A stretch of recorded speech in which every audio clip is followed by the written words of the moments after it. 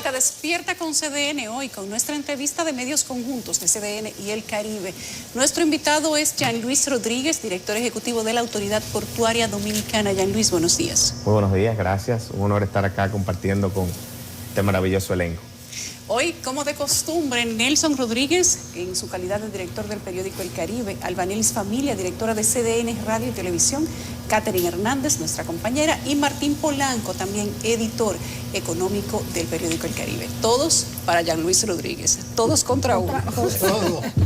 Y yo contento de este todo contra uno. Contra y con. Feliz de estar acá con ustedes. Bueno, gracias. Parece que la autoridad portuaria tiene mucho oficio. Yo vi el lanzamiento de un plan de transformación del sistema portuario. Yo lo veo como muy ambicioso, no están abarcando mucho. Danos detalles de ese plan. Bajo ningún concepto. Realmente nosotros, a la llegada a la autoridad portuaria, empezamos a identificar las posibles oportunidades que teníamos para desarrollar un sector que es eminentemente importante para la República Dominicana. Estamos hablando que el 83% del comercio que se desarrolla en el país, tanto de importaciones como de exportaciones, se desarrolla a través de los puertos de la República Dominicana. Un sector desconocido para muchos, porque si no eres del sector o tienes algún vínculo o utilizas los puertos, no conoces la importancia real que estos tienen para el país. Me decía, y lo hago a modo de un comentario, el presidente Luis Abinader en una actividad que sostuvimos, ¿tú te imaginas, Jean Luis, que estos puertos no funcionaran como están funcionando? Lo que eso significaría para el país. Y sobre la base de esa visión y ese compromiso, nosotros empezamos a hacer grandes cambios en la autoridad portuaria. Nosotros identificamos oportunidades en 3 ámbitos fundamentales. En primer lugar, el tema de sanear las finanzas públicas de la autoridad portuaria dominicana. En años anteriores, para ponerles un ejemplo a ustedes, del año 2010 al año 2022, durante 10 años la Autoridad Portuaria Dominicana cerró perdiendo dinero. Del año 2020 al año 2022, dígase, en el año y pocos meses que nosotros tenemos al frente de la Autoridad Portuaria, hemos tenido beneficios ya a la fecha por unos 311 millones de pesos. Eso viene a traer consigo, obviamente, ese rescate financiero que nosotros manifestábamos hace un momento. Identificamos como otra oportunidad importante la transformación tecnológica de Apordón, que es parte de ese evento que usted comunicaba. ¿En qué dirección? Cuando nosotros llegamos, ¿qué decía la gente? Bueno, aquí todavía todo es manual. Aquí se funciona es con lápiz y papel. Todavía llevamos la facturación, por ejemplo, de embarcaciones, de las tarifas y los cobros, con una libreta y con un lapicero. Y en ese momento dijimos, no, aquí ya hay que dar el gran salto tecnológico. Hay puertos que son concesionados, por ejemplo, Jaina, Caucedo, Sanssouci, que no tienen esa realidad. Ahora, los puertos no concesionados y que son administrados por nosotros como institución, tenían esa realidad. ¿Qué hemos hecho ya a la fecha? Hemos invertido alrededor de unos 600, 700 mil dólares en compra de equipos. Ya estamos implementando nuevos softwares de operaciones. Hicimos un acuerdo con el ITLA, que es el Instituto Tecnológico de las Américas, donde nosotros vamos a poder ver en tiempo real las operaciones de contenedores, de graneles, a través de un software, sin la necesidad de que haya una facturación manual. Eso nosotros proyectamos que se va a lograr un incremento en términos de las recaudaciones en alrededor de un 30%, más de lo que hemos ya aumentado nosotros. A la llegada de nosotros, la proyección era de nosotros recaudar en ese momento 900 millones. Llegamos a cerrar ese año con 1.100 millones y ya para este año la proyección es de llegar a 1.300 y algo de millones de pesos, para un incremento desde nuestra llegada hasta la fecha casi de un 35-40%. O sea que estamos bastante esperanzados, comprometidos con ese cambio, que también involucra a su vez, y no quiero dejar pasar por alto un punto importante también, el posicionamiento internacional de la Autoridad Portuaria Dominicana. Cuando llegamos a Pordón, sabíamos que habían existido acercamientos con instituciones amigas de otros países, por ejemplo también con otras asociaciones como la FCCA, que es el Florida Caribbean Cruise Association, donde no habíamos estado honrando los pagos de membresía de estas instituciones hermanas. ¿Qué hicimos? Nos pusimos al día en todas, en poco tiempo, y por eso, por primera vez, desde el año 1970 que se fundó la Autoridad Portuaria Dominicana, Apordón participó en una feria de cruceros internacionales que fue en Miami el pasado año, y ya estamos inscritos para participar nuevamente este año, donde estamos promoviendo el país como un hub de cruceros regional, que vamos bastante bien. Ya Luis, vimos que una de las primeras provincias que visitó el presidente cuando llegó a la presidencia, valga la redundancia, fue Montecristi. Y uno de los proyectos que anunció en esa visita fue el puerto de Manzanillo. ¿Qué ha pasado con eso? La gente de allá tiene años pidiendo una reconstrucción de ese puerto. El puerto de Manzanillo es un puerto soñado y anhelado por toda la región norte del país. Desde el año 2000 a la fecha, estamos hablando de más de 20 años, se ha venido prometiendo Manzanillo como un puerto a desarrollar por los distintos gobiernos.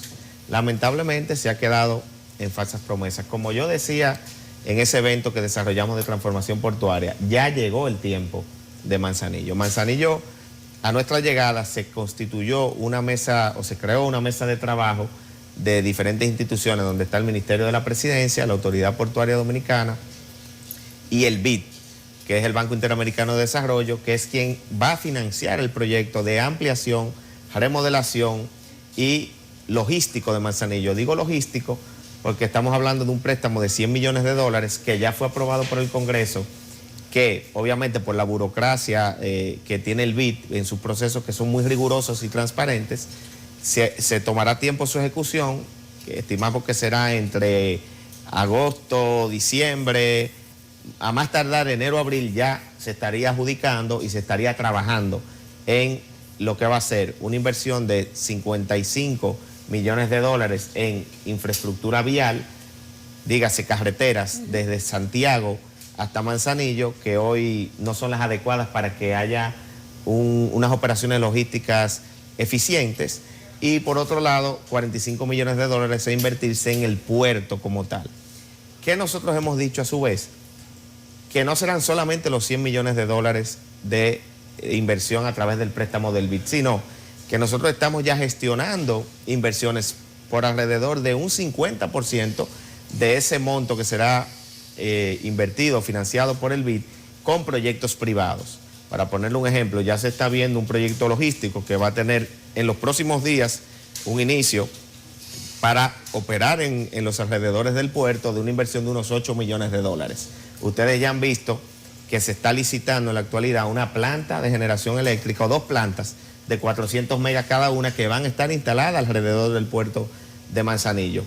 Estamos viendo también la posibilidad de desarrollar, y es casi un hecho que se hará en los próximos meses, un proceso público para eso, un astillero naval en Manzanillo también, en los alrededores del puerto, y estamos viendo también con Industria y Comercio, para ponerles un ejemplo, la posibilidad de desarrollar zonas francas que permitan utilizar este puerto como el puerto de exportación de ese desarrollo de materia prima que se haría en esa zona franca en Manzanillo. O sea que no estamos viendo Manzanillo solamente como un puerto, que es lo que tenemos hoy, con una gran vocación para la exportación del banano de toda la región norte del país, sino como un puerto integral que permita seguir desarrollando la oferta portuaria del sistema de puertos de la República Dominicana, que es bastante atractiva, pero que, como hemos dicho, cada día tenemos que seguir esforzándonos más para llegar a convertirnos en el hub logístico del Caribe.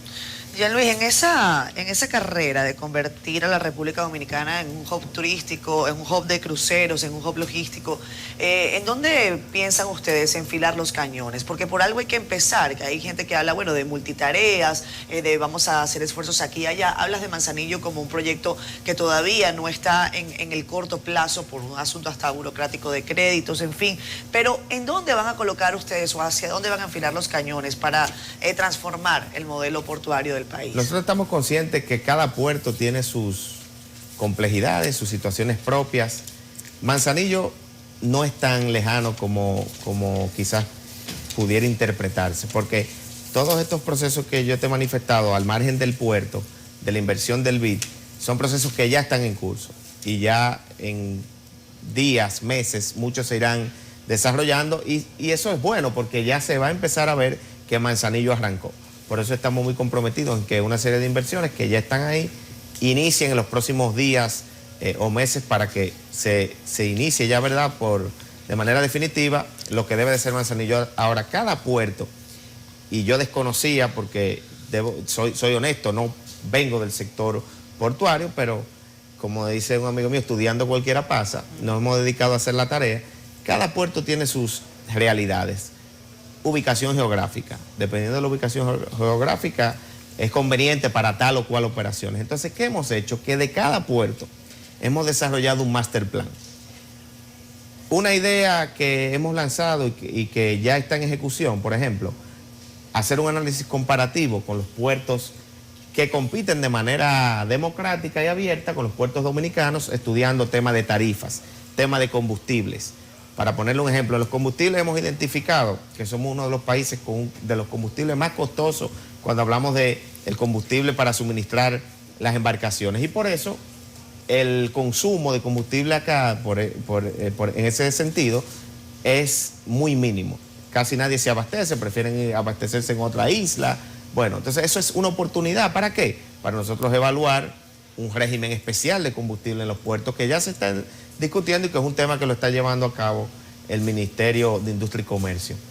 Entonces, en esa dirección que hemos visto, igualmente los cruceros, ¿cuáles son nuestros principales competidores? Bueno, veamos el ejemplo de Jamaica, que es competidor directo de la República Dominicana.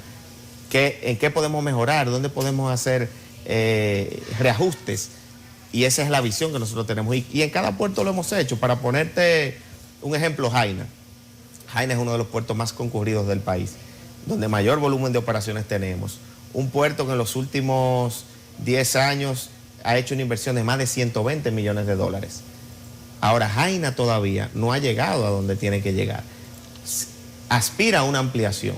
¿Qué estamos viendo? ¿Cómo puede ampliar Jaina? Bueno, no nos quedan terrenos. Ya estamos visualizando la posibilidad de que donde está la Autoridad Portuaria Dominicana, que ocupamos un terreno en Jaina, podamos mudar la autoridad portuaria y que eso sea parte del desarrollo integral de Jaina. No hace sentido que Autoridad Portuaria esté en un puerto, porque nosotros administramos todos los puertos del país. Sí hace sentido que tú amplíes operaciones, que generes empleo, que aumenten los ingresos de Jaina como tal, tanto para la Autoridad Portuaria como para el país, y en esa dirección es que hemos estado evolucionando. ¿Cómo convertirnos en ese hub? Obviamente desarrollando nuevas inversiones en cada uno de los puertos, visualizando las oportunidades, para qué son buenos. Por ejemplo, el sur del país, Barahona. Barahona ha soñado por años con que algún día llegue un buque de cruceros a Barahona. Ya nosotros estamos trabajando en un proyecto junto al Ministerio de Turismo, que le corresponderá hacer parte de la inversión de lo que serán las amenidades de la parte turística, obras públicas, que le corresponderá mejorar el muelle existente que está ahí para que pueda recibir cruceros, y nosotros que vamos a ser, digamos, los operadores del puerto de cruceros de Barahona. Y las aspiraciones que tenemos es que eso se pueda desarrollar en este año. Pedernales, que hay un master plan general de Pedernales, pero nosotros hemos traído a la mesa también la posibilidad de que lleguen cruceros a Pedernales y que sea parte integral de este master plan. Puerto Plata, recientemente acabamos de inaugurar un proyecto que tenía 2 años y algo paralizado en el gobierno anterior, y que nosotros en un corto plazo, dígase un año, logramos poner en ejecución y que ya se inauguró y que está recibiendo de manera simultánea 2 y 3 cruceros prácticamente promedio semanal. Y eso para Puerto Plata ha sido tan dinámico que cuando tú sumas Amber Cove, que es el de Maimón, que ya existía, y Taino Bay, que es el que nosotros inauguramos, tú tienes en Puerto Plata de manera simultánea algunos días 4 cruceros, donde cada crucero oscila de 2.500, 3.000 pasajeros, y cada crucerista una inversión promedio de $100. O sea, imagínense lo que ha dinamizado la economía de Puerto Plata, que estén tocando y arribando cruceros en ese puerto de Taino Bay. Se han recuperado los niveles de operaciones en los puertos, las operaciones vistas en función de llegadas y salidas de barcos, y se ha trabajado para cortar el tiempo entre el atraque de los barcos y la salida, con todo lo que esto implica, descarga de mercancía y todo esto. Porque, tomando en cuenta que en los puertos todo cuesta, y cuanto más eficiente eres, mucho mejor. Totalmente. Miren, el tema de la pandemia, sorprendentemente, cuando nosotros llegamos a Pordón, nos dimos cuenta que no sucedía en los puertos lo que sucedía cualquier comercio habitual, dígase un restaurante que vimos muchos cerrar sus puertas, tiendas de departamentos que vimos muchos cerrar sus puertas, no.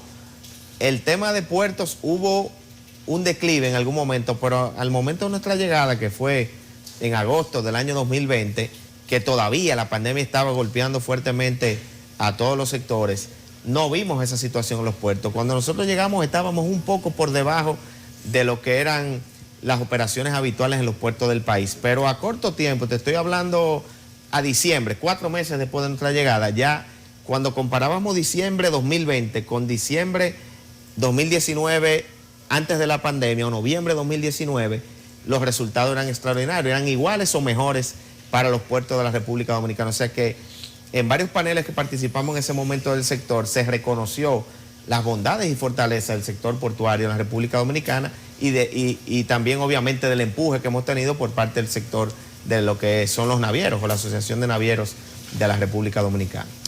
Jean Luis, has estado hablando de Puerto Plata, de Montecristi y ya hubo una mejoría en Jaina Oriental, pero hay puertos que están un poco más deprimidos y tú sabes que donde quiera que hay un puerto con muchas operaciones se desarrolla una actividad económica del pueblo importante, pero los puertos de San Pedro de Macorís, de Boca Chica, de Jaina 3 o Jaina Occidental, como se conoce normalmente, esos puertos siguen deprimidos. ¿Hay algún tipo de plan de operación para desarrollar puertos que tienen a la comunidad entera deprimida ya? Totalmente. Mira, hay una realidad que nosotros hemos estado identificando, reitero, qué es factible, qué se puede desarrollar y nosotros somos muy proactivos. Solemos llevarle propuestas al sector privado. Mira, ¿qué tú crees? Tú puedes desarrollar esto aquí.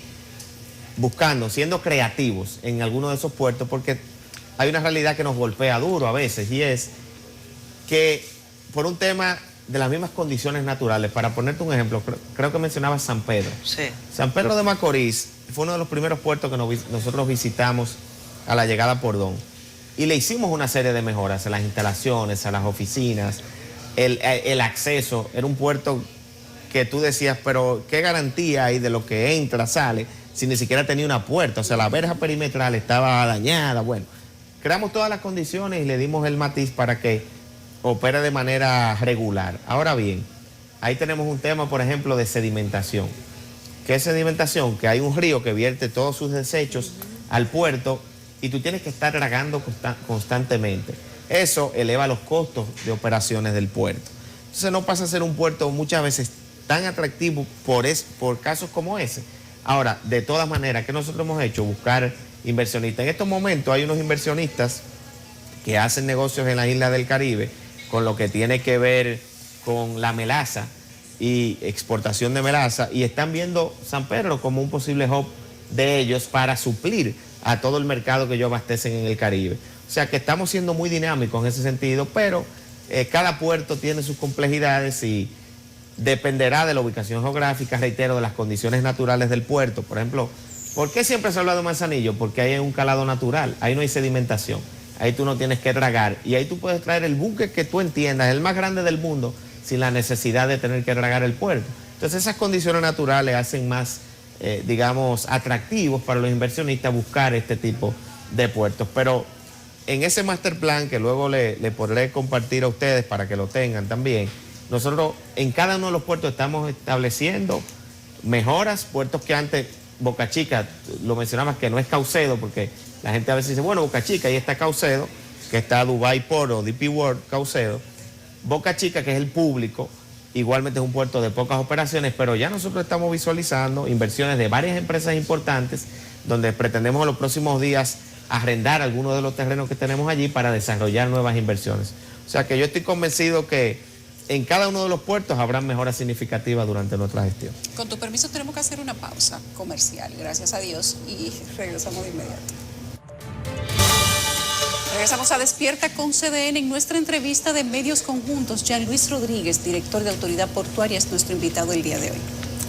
Jean Luis, yo quisiera ver algo positivo de lo que tú encontraste. Mencionaste varias cosas y ninguna son positivas. Hay una que se sazonó como negativa, el asunto del pago de nómina, que había grandes retrasos, la seguridad social, de los trabajadores. ¿Cómo eran esas finanzas tan claras y sanas? Autoridad Portuaria Dominicana, ese fue nuestro primer gran reto. Cómo nosotros normalizábamos lo que debe de ser una institución.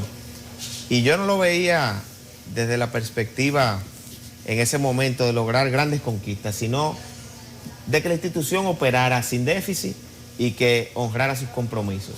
Es bastante difícil usted sentarse en un escritorio, como me tocó a mí, llegando a una gestión donde te diga tu asesora financiera, mira, en un análisis rápido aquí se deben 1.500 millones de pesos más o menos, debe la institución obviamente deudas acumuladas de 20 años, para no decir que son problemas solamente de una gestión u otra gestión.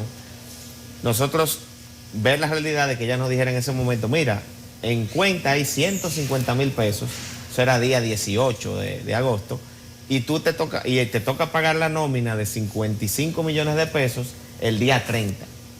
Ustedes se podrán imaginar para mí en ese momento lo que eso significó, una presión enorme. Hicimos muchísimos ajustes, recortes, eliminamos beneficios, habían beneficios que eran particulares, que en ese momento lo dimos a conocer, o sea, dígase de los exdirectores, que nosotros también lo eliminamos, y logramos al día que llegó, cuando llegó el día de pagar la nómina, logramos pagar la nómina, y ahí empezó ese proceso de saneamiento. Por ejemplo, ¿encontraste 150 mil pesos? Teníamos, sí, 150 mil pesos. Teníamos en ese momento 6 meses que no se pagaban los seguros médicos de los colaboradores, dígase a la TCS, y todo suspendido en medio del COVID. Para mí eso era algo que me desesperaba, y yo duré casi 2 meses para poder lograr un acuerdo, honrar ese compromiso y poner eso al día. O sea, fueron tiempos bastante difíciles, pero por ejemplo rescatamos la cooperativa. La cooperativa de Apordón estaba cerrada cuando llegamos. O sea, al día de hoy es una cooperativa que tiene 500 y algo de socios, que son de los mismos colaboradores de Apordón. Ya ha prestado a la fecha unos 3 millones y pico de pesos. Está capitalizada por alrededor de unos 10 millones de pesos. O sea, que es una transformación del cielo a la tierra en lo que respecta a la cooperativa.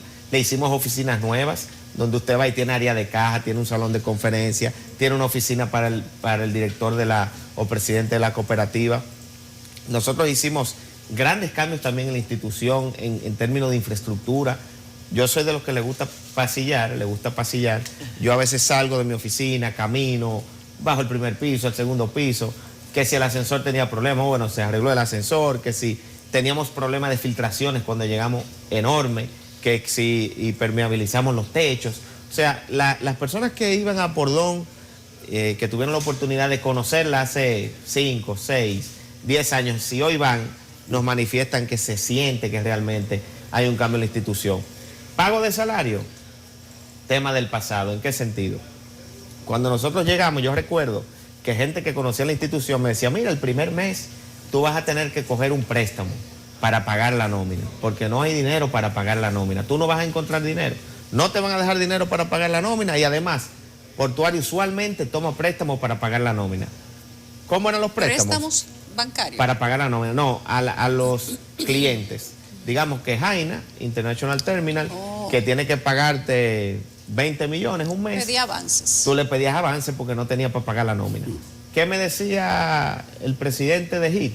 Eric Alma me decía los otros días, ya Luis, sorprendentemente, en los 10 años que yo tengo, o 11 años frente a HIT, primera vez que una gestión no me coge prestado. Primera vez. O sea, nosotros desde que llegamos, ni siquiera el primer mes tomamos préstamos. Empezamos a pagar de manera regular la nómina. Salario 13. Imagínate si para la nómina había que pagar con préstamo. El salario 13 obviamente era con préstamo. Nosotros llegamos pagando una cuota mensual de unos 8 millones de un préstamo que se le debía al reserva para el salario del año en curso. O sea, aún nosotros honrando ese, que encontramos 2 cuotas vencidas. Encontramos 2 cuotas vencidas y teníamos también un tema de los teléfonos. Era una situación compleja. Nosotros logramos pagar el salario 13 automáticamente el año en el que nosotros llegamos, haciendo ahorros solamente durante esos 4 meses, sin la necesidad de volver a tomar el préstamo del Banco de Reserva. Y durante este año, ya la historia obviamente, empezamos a hacer el aprovisionamiento de los fondos necesarios para que cuando llegara el mes de diciembre que acaba de pasar, pudiéramos hacer no solamente el pago del salario 13, por primera vez en la historia, desde el año 70 en autoridad portuaria, se pagó un salario 14, que no es un salario 14, es una bonificación en base a lo que establece la misma ley de Apordón, donde en base a los beneficios de la institución puede dar un bono a sus colaboradores. Y se hizo también sin préstamo, algo que para, imagínense, colaboradores que tenían 30 años en la institución, 40 años, nos dicen que es primera vez que ellos han visto eso. Obviamente que ha sido una política de mucha austeridad, de ahorro, de ser eficiente en los gastos y de no gastar de más. Que yo todos los meses le pido a la asesora financiera que nos diga ingresos sobre gastos. Esos son los numeritos que a mí me gustan ver. Cuando yo veo que eso me reduce, entonces digo, ¿por dónde es que estamos gastando? Entonces enséñame ahora por dónde se está gastando. Y lo hemos llevado ahí, siendo parecido, como dicen, a un presidente que hubo en su época que llevaba los numeritos en una mascotica. Y yo trato de hacer eso, de ser muy eficiente en el tema de los gastos y obviamente estar muy pendiente también a temas, por ejemplo, indicadores. Ustedes saben que ya el gobierno de hoy no es el gobierno quizás de antes, donde no se medía la eficiencia de la gestión pública. Hoy día hay muchos indicadores. Para ponerle un ejemplo, indicador de transparencia. Cuando nosotros llegamos, que es un indicador de la Dirección General de Ética e Integridad Gubernamental, ese indicador estaba en rojo. Pero en la autoridad portuaria. En autoridad portuaria. Porque antes existían esos indicadores. Bueno, son indicadores que tienen un tiempo, pero reitero que no es quizás la de antaño, de una gestión pública de muchos años atrás. ¿Tú estabas en rojo ahí? ¿O la autoridad portuaria? Estaba en rojo la institución. Yo no quise hacerte la pregunta, yo creo que yo te voy a decir ya, Juan. Pero obviamente, yo debo resaltar que son una serie de requerimientos y cumplimientos que tú tienes que hacer para cumplir con un sistema integrado que establece los parámetros. No necesariamente que tú estés en rojo significa que haya algo ilícito. O sea, quiero ser transparente en ese sentido también, para que no pueda quizá malinterpretarse ese aspecto, sino que tú tienes que estar muy pendiente de que el día a día, de que si tú tienes, por ejemplo, contratos que tienes que cerrar, por ejemplo, en la parte de compras, si tú no cerraste los contratos, el indicador te va a dar de manera negativa. Nosotros en transparencia, desde el segundo mes, venimos teniendo calificaciones de 99%. Ustedes me dirán, bueno, pero ¿por qué no han llegado a 100? Porque ese 1% es una certificación que te otorga una institución del Estado que aún no nos ha otorgado la certificación, no porque no cumplimos, sino porque el procedimiento parece que es muy burocrático. En compras, el sistema de compras, cuando nosotros llegamos, era igualmente una calificación negativa. En la historia de Apordón, la máxima calificación ante nuestra llegada había sido 80%. Nosotros tenemos 3 cuatrimestres con calificación de 100. La más reciente fue hace un mes. O sea que estamos muy comprometidos y todo eso son elementos positivos que nosotros podemos resaltar, que dejan bastante claro la bandera que nosotros hemos abrazado, que es una bandera de eficiencia, transparencia y desarrollo del sistema de puertos del país. Ya Luis, muchas construcciones, muchos planes, pero todo eso lo va a financiar el Estado o ustedes tienen en planes alianza público-privada. Apordón tiene una ventaja, yo diría, frente a muchas instituciones. Cuando tú hablas de instituciones de desarrollo de obras, tú hablas directamente de inversión pública, porque nadie va a hacer una inversión al Estado de manera privada si no va a tener un retorno de la inversión. Portuaria, por su vocación y lo que desarrolla, y que lo que desarrolla es negocio, inversiones, tiene la ventaja de que aparecen muchos inversionistas para desarrollar proyectos. Proyectos donde el Estado se beneficia porque cobra, a través de los arbitrios que nosotros tenemos establecidos como institución, el pago de impuestos al país, la generación de empleos que eso amerita con el desarrollo de este nuevo tipo de inversiones, y eso viabiliza o nos da la oportunidad de que aún una institución que no tiene grandes ingresos, porque aun cuando yo le estoy diciendo a ustedes que estamos teniendo beneficios de 300 millones de pesos en un lapso de 18 meses, imagínense ustedes qué tú puedes desarrollar con 300 millones de pesos. O sea, no son grandes obras.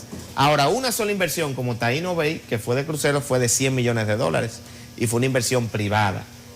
¿Cuál es el criterio que existe? Bueno, Taino Bay nos paga a nosotros $1.50 por cada pasajero que llega al país, más todas las tarifas que se le cobran en el puerto por la estadía del barco, por los servicios que nosotros ofrecemos, el arrimo, el cabotaje, bueno, todos los servicios que Portuaria genera. Y eso se constituye obviamente en ingresos para nosotros. Pero la verdad que esa ha sido la bendición de nosotros poder dirigir una institución que no tiene grandes recursos, que estamos, como decía, hemos aumentado casi en un 30% las recaudaciones, pero aún eso no es suficiente para nosotros poder decir, Portuaria va a invertir un monto importante en desarrollar Manzanillo, 100 millones de dólares. Imagínate, 6.000 millones, ingresos promedio 200 millones de beneficios al año.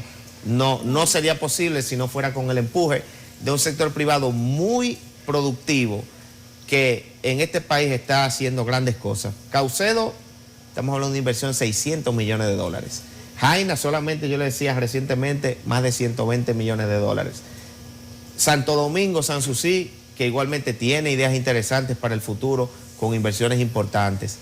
Y así sucesivamente. Lo que estamos viendo en Barahona, lo que estamos viendo en Pedernales, lo que ya viene una ampliación del mismo Taino Bay, que lo acabamos de inaugurar, viene una ampliación ahora por unos 12 millones de dólares para recibir un crucero más, o sea que puedas recibir 4 cruceros de manera simultánea, y ese primer Picasso lo vamos a estar dando en unos días, y es inversión privada. Nosotros creemos en eso, y Apordón es la institución pública del país más vieja en el sentido de hacer alianzas público-privadas. Solamente hay que ver la conformación de su consejo de administración. Apordón tiene un consejo de administración donde hay 3 integrantes del sector privado que representan gremios importantes.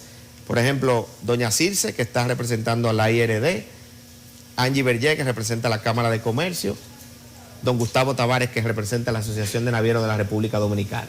Y tienes un público que en la actualidad está conformado por 3 empresarios connotados también, donde está don Miguel Lajara, de Tegra, donde está Fernando Villella y está Alejandro Campos, que es el presidente del Consejo de Apordón. El mayor ejemplo de que lo que hoy se ve como una propuesta interesante, lo que son las alianzas público-privadas, Apordón tiene años haciendo y desarrollando proyectos bajo una modalidad similar, donde hay una participación importante del sector privado y donde está el apoyo del sector público. Jean Luis, cuando se habla de la autoridad portuaria, a veces ponemos la mirada en el tema, sobre todo de cruceros, en el tema de carga, comercio internacional, pero ¿qué decir de los pesqueros, de los pescadores, los muelles de la República, que a veces también se ven pues en condiciones deplorables? Te agradezco muchísimo esa pregunta, porque uno de los proyectos que más hemos abrazado en la autoridad portuaria y que lo dimos a conocer en ese evento de transformación es el tema de los muelles pesqueros. Este es el sector más olvidado de la República Dominicana. No hay una comunidad que viva de la pesca que tú veas con las mínimas condiciones para ellos poder operar. Vayan a Yuma, vayan a Las Terrenas, vayan a Sánchez Samaná. Sánchez Samaná hay 300 pescadores. ¿Qué hemos dicho nosotros? Por primera vez vamos a dignificar este sector. Y hemos hecho un proyecto donde está Codopesca, donde está Promipyme, donde está las cooperativas también, para la creación de cooperativas, y Apordón en un proyecto integral donde ¿qué vamos a hacer? Apordón va a desarrollar los muelles. Ya en la actualidad tenemos 17 muelles identificados en todo el territorio nacional para impactar unos 500.000 pescadores. De estos 17 ya hoy hay 6 adjudicados que se estarán construyendo en menos de 6 meses y que serán inaugurados en menos de 6 meses. ¿Qué está haciendo Codopesca? Bueno, nos identifica dónde vamos a tener mayor impacto desarrollando estos muelles. Promipyme está involucrado en el proyecto para financiar si algún pescador por alguna razón tiene una embarcación en mal estado y necesita un financiamiento, que Promipyme lo financie. Y también el IDECOP para que tengan su cooperativa los pescadores y no suceda algo que se identificó en un estudio que hicimos, que los préstamos más usureros que ustedes se pueden imaginar son los préstamos que se desarrollan a través de la actividad de pesca. Es algo totalmente abusivo, donde un pescador prácticamente trabaja va y busca pesca para entregar los peces al que le prestó el dinero a unas tasas extraordinarias. Entonces, ¿qué estamos buscando con la cooperativa? Que el día que ellos estén ya organizados como cooperativa, no tengan la necesidad de recurrir a este tipo de préstamos que afectan a esas familias. Entonces, este proyecto integral es el proyecto, yo le diría a ustedes, de manera social, que nosotros buscamos impactar más a los trabajadores de la pesca en la República Dominicana. Jean Luis, usted ha hablado de inversiones que se han hecho y de otras que vienen de camino al país. En números redondos, de las que vienen, ¿de cuánto estamos hablando? Mira, yo te diría, a simple vista y haciendo un cálculo no muy allá, unos 350 millones de dólares, puedo identificar rápido pensando en tu pregunta en este momento. ¿Eso es en qué tiempo estarían, digamos, llegando? Proyectos que oscilan un año, año y medio. Todos los proyectos que tenemos en carpeta en Apordón a la fecha, el que más podría durar sería 2 años, que es Manzanillo, según el cronograma de trabajo que nos hemos establecido. Terminamos, Jean Luis, pero no quería finalizar sin preguntarle por tu papá, ¿cómo está todo? Muchísimas gracias, muy bien está, gracias a Dios. Hay nueva Buen vida. ánimo, salud, tranquilo. Bastante tranquilo. Gracias, director. Gracias a Jean Luis Rodríguez, director de la Autoridad Portuaria Dominicana, que ha sido nuestro entrevistado para Medios Conjuntos de CDN El Caribe del día de hoy. Nosotros nos vamos a una pausa. Gracias, Jean Luis.